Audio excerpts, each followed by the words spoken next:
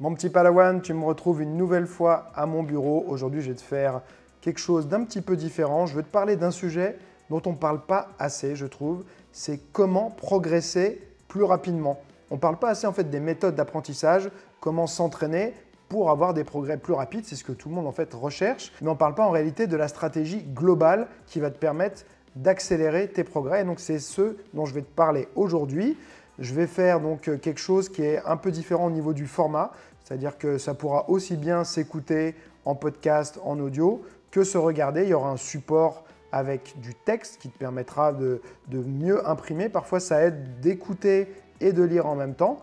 Et puis, soit si tu es sur YouTube, tu verras donc ça en vidéo, ou si tu es sur une plateforme de podcast, tu vas pouvoir quand même profiter de toutes ces informations qui vont t'aider à progresser beaucoup plus vite. Allez, c'est parti. Donc, on va voir comment décupler sa vitesse de progression. Donc, j'ai deux questions à te poser pour commencer. Est-ce que tu t'es déjà demandé pourquoi certaines personnes conduisent mal toute leur vie? En fait, quand on y pense, c'est assez fou parce que c'est quelque chose que ces personnes qui conduisent parfois tous les jours, donc c'est quelque chose qu'ils font tous les jours et qui n'arrivent pas à faire correctement malgré les répétitions quotidiennes, hebdomadaires sur 10 ans, 20 ans, 30 ans. Donc voilà, il y a une vraie question, je trouve, à se poser sur ce phénomène-là qui va nous faire réfléchir sur nos méthodes d'apprentissage et surtout de pratique. De nos jours, de nombreuses personnes passent chaque semaine depuis des années, des dizaines d'heures aussi à taper sur un clavier, mais sont toujours incapables de le faire sans le regarder. Ça, c'est peut-être ton cas. Moi, j'arrive à peu près à le faire, mais tu vois, l'autre question que j'aurais pu te poser, c'est est-ce que tu connais la signification ou l'utilisation de chacune des touches de ton clavier? Pourtant, c'est un outil que tu utilises tous les jours, tu es tous les jours dessus, et je suis persuadé qu'il y a des touches que tu connais absolument pas à quoi elles servent, leur utilisation. Donc la question à se poser, c'est donc pourquoi? Là, c'est un commentaire que j'ai eu il y a quelques temps sur une de mes vidéos qui me disait « J'ai 31 ans, j'ai commencé les arts martiaux à l'âge de 6 ans et je suis très loin d'avoir le niveau de Greg. Je ne comprends pas, est-ce que c'est une question de maturité? Faut attendre la quarantaine ?» Donc voilà, c'est une question que c'est pas pour me flatter ou quoi que ce soit, mais on peut avoir des personnes qui ont en apparence le même parcours, c'est-à-dire même nombre d'années d'entraînement, voire même plus d'années d'entraînement, et pourtant le résultat n'est pas le même. Est-ce que c'est une question de talent? Est-ce que c'est une question de méthode d'entraînement? C'est ce qu'on va voir. Donc, je vais te parler un peu de mon histoire personnelle et de ma courbe de progression. Et puis, une chose donc à savoir, c'est que le talent n'a pas été prouvé scientifiquement. Donc déjà, ça va pouvoir un peu orienter, tu vas voir la réflexion sur laquelle je vais essayer de t'amener aujourd'hui. Donc, ne te sers pas du talent ou de la génétique comme une excuse. Ça, c'est souvent une excuse que je vais entendre et les gens vont dire « ouais, non, il est beaucoup plus doué que moi ou il a une meilleure génétique » et ils vont prendre ça comme excuse pour ne pas réussir à faire des choses ou atteindre un certain niveau. Ceux qui excellent ne se contentent pas de mettre des heures au compteur, c'est-à-dire de s'entraîner et de faire des répétitions et des répétitions et des répétitions sans cesse. Ils font quelque chose en plus. Mais quoi? Qu'est-ce qu'ils font en plus? C'est là que je vais te parler de la pratique naïve versus la pratique délibérée. Alors, qu'est-ce que la pratique naïve?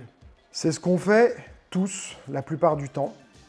C'est une pratique globale. On n'a pas d'objectif précis, on n'a pas un résultat attendu et on n'a pas de critères de réussite non plus et pas de mesure pour voir si on a atteint son objectif. Grosso modo, on s'entraîne et puis c'est tout. Je te donne quelques exemples. Je vais courir ce matin, je vais me faire une petite séance au sac de frappe, on se fait une séance de sparring tout à l'heure, je vais m'étirer un peu. Grosso modo, voilà, c'est des choses vraiment très vagues, c'est des objectifs, il n'y a pas d'objectif derrière de progression. Quand tu vas dire je vais courir ce matin, il t'a pas dit quel était l'objectif, en combien de temps, qu'est-ce que tu voulais améliorer de ça. Donc voilà, ça reste très vague. D'après les recherches, une fois qu'une personne atteint un niveau acceptable de performance, les années qui suivent n'améliorent pas grand-chose. C'est le fameux plateau bien connu, on stagne. On progresse vite au début, c'est l'euphorie, puis ça s'arrête. La majorité des personnes se contentent de ce plateau parce que c'est assez facile de l'atteindre. Ils continuent à pratiquer pour le plaisir sans vraiment progresser Ou alors, ils changent continuellement d'activité à chaque fois qu'ils atteignent le plateau de la pratique naïve. La pratique naïve est tout de même utile.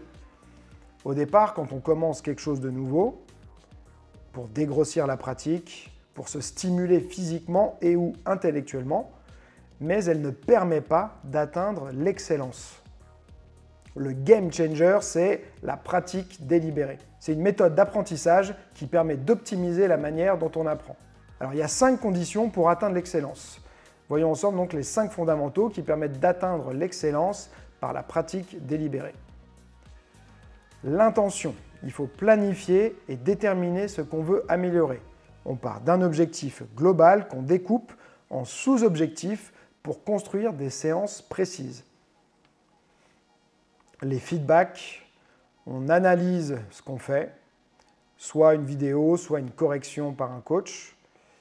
Et c'est très important pour mesurer les progrès et comprendre quand ça ne fonctionne pas. La répétition, pas de raccourci ici, il faut répéter beaucoup, beaucoup, beaucoup. L'inconfort, il y a 3 zones d'apprentissage. La zone de confort, des choses qu'on connaît déjà. La zone de challenge, c'est des choses difficiles mais atteignables, réalisables. Et la zone de panique, c'est le niveau de difficulté beaucoup trop élevé et on ne va pas progresser quand on est dans cette zone-là. Par exemple, faire un sparring dur avec un pro alors qu'on commence tout juste la boxe anglaise. On choisit la zone de challenge pour progresser et la zone de confort pour prendre confiance. Le problème, c'est qu'il y a beaucoup de gens qui vont aller dans la zone de panique et c'est rarement constructif et on n'en tire pas grand-chose. L'ennui, ce n'est pas toujours le plus agréable de travailler sur un détail en particulier, ça peut vite être frustrant et ennuyeux. C'est pourtant ce qui fait la différence entre ceux qui atteignent l'excellence et ceux qui restent des amateurs toute leur vie. Cette capacité à accepter l'ennui, même y prendre goût. Une note sur l'ennui. Cela peut aussi avoir l'effet inverse. De nombreuses personnes qui ont acheté mon programme Shadow Boxing King m'ont dit que j'avais complètement changé leur vision du shadow. Ils trouvaient ça chiant avant parce qu'ils tournaient en rond et ne savaient pas quoi faire. Avec le SBK, ça revient de la pratique délibérée parce qu'à chaque round, ils ont un objectif et de la variété également. Ils suivent une méthode qui les libère de la charge mentale de savoir quoi faire à chaque entraînement. Comment appliquer la pratique délibérée? Évaluer ses besoins. Où sont mes faiblesses? Que dois-je améliorer en priorité? Et commencer par ce qui aura le plus d'impact, la fameuse loi de Pareto, le 80-20, donc les 20% d'actions qui vont t'amener 80% des résultats. Et cela permet aussi de rester motivé. Définir un objectif SMART. Alors qu'est-ce que c'est qu'un objectif SMART? C'est S pour spécifique, M pour mesurable, A pour atteignable, R pour réaliste et T pour temporel. Je te donne un exemple. Réussir à tenir 12 rounds au sac de frappe dans 3 mois. Tu vois, je pourrais même être encore plus spécifique, dire 12 rounds de 3 minutes en boxe anglaise avec 1 minute de repos et je ne sais pas, peut-être telle fréquence cardiaque en moyenne. Ce qu'il faut, c'est vraiment essayer d'être le plus spécifique possible et que ce soit quantifiable, mesurable. Il faut rester focus. Il est facile de laisser son esprit divaguer et de perdre son objectif de vue. Répéter inlassablement sans mettre une attention particulière sur le résultat recherché n'aura que peu de résultats en comparaison à le faire en pleine conscience. Chercher des feedbacks. Il faut analyser ou encore mieux, faire analyser ses entraînements. L'idéal est d'avoir un coach ou un expert qui te suit et te donne des conseils pour progresser. C'est d'ailleurs pour ça que là, pour le nouveau projet qui va sortir très bientôt, qui s'appelle le Jedi Club, j'ai inclus en fait la possibilité d'envoyer ces vidéos pour que je puisse te corriger, te donner des conseils, te donner des exercices et que tu aies un œil extérieur sur ce que tu es en train de faire, puisque on sait que la seule chose qui manque vraiment sur l'entraînement en ligne pour qu'il soit encore meilleur, c'est d'avoir un retour par un professionnel, par un expert. Sinon, on peut se filmer et analyser soi-même, c'est une alternative, mais il faut réussir à avoir l'œil suffisamment critique et avoir les connaissances et les compétences pour analyser le mouvement et savoir où est-ce que ça pêche. Des conseils importants à connaître pour un max de résultats. Alors, le degré de stress. Pour acquérir une nouvelle compétence, améliorer un point précis, il faut commencer par une situation zéro stress. On ajoute ensuite très progressivement des niveaux de stress. Un exemple fréquent, le sparring libre pratiqué trop tôt. Donc bien sûr, dans tous les sports de combat, il y a beaucoup d'élèves, mais aussi beaucoup de coachs qui font faire du sparring tout de suite, dès le premier cours, parce que les gens en fait aiment ça, ils ont envie de rentrer dans le vif du sujet. Il y en a aussi qui n'aiment pas ça, mais qui subissent du coup le sparring.